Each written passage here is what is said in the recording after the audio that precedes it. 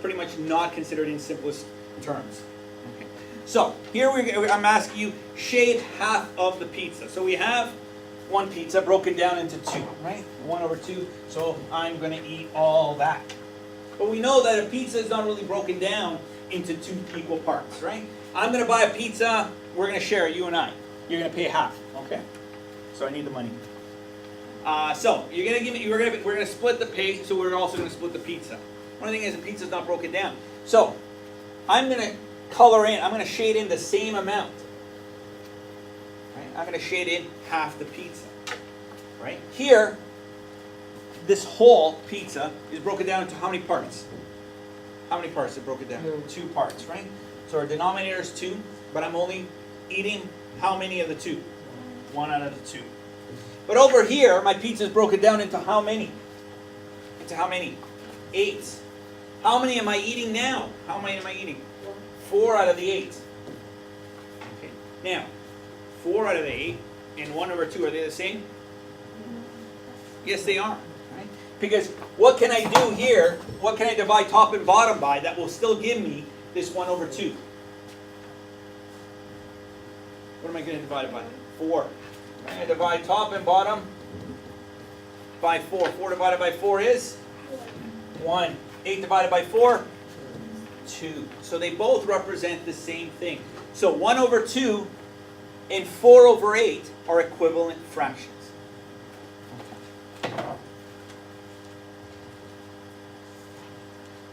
So equivalent fractions may be written for fractions by multiplying the numerator and denominator by the same number. So what you do to the top, you must do to the bottom. Right? So 3/4 is the simplest form that I can write this fraction. But another equivalent fraction would be as follows: 6/8, 9/12, 12/16, 15/20. So what did I multiply this by to give me this fraction? What did I multiply by? 2. Right? Top and bottom, both by 2. Now, to get to my next fraction here, 9 and 12, what did I multiply by? By 3. Right? And to get to this one here, what did I multiply that one by? By 4. Very good. And let's go with our last one here. To get to that, we multiplied by 5. Right? So, when we look at equivalent fractions, when you get your fraction in lowest terms, you can multiply by any such number to find out an equivalent fraction. Right? But now to go backwards, right? So if we're multiplying to go this way, if I have this as my answer, and it's not in lowest terms, to get it into my lowest terms, what we're going to do is we're going to try to find that number that will divide evenly in the top and bottom, that will try to get me to this answer, because that answer is in lowest terms. There is nothing more that I can divide top and bottom by to get it in any simpler. Okay. So all these other fractions, you never want to keep your answer that way.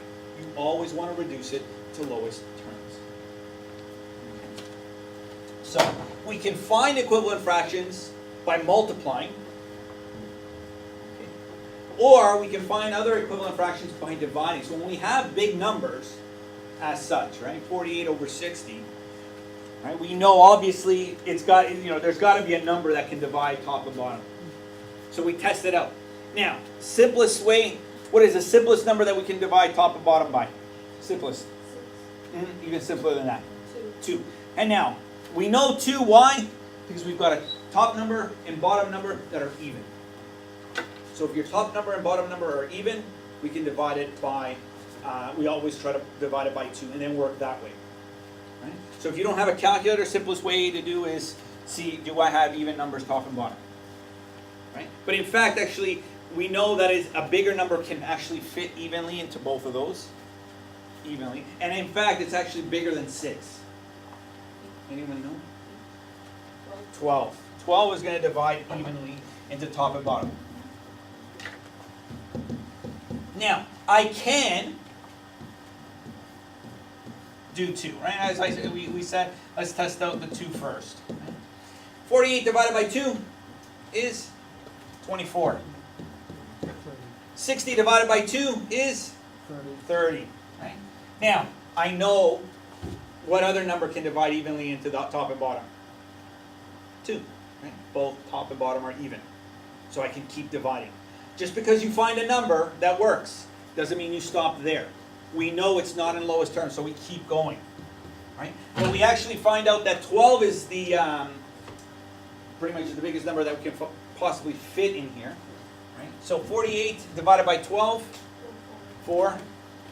60 divided by 12, 5. Okay. So the lowest, the fraction in lowest terms is 4 over 5. But an equivalent fraction to 4 over 5, 48 over 60. Another equivalent fraction is 24 over 30. And these are all numbers that pretty much represent the same fraction of 4 out of 5, or 4 over 5.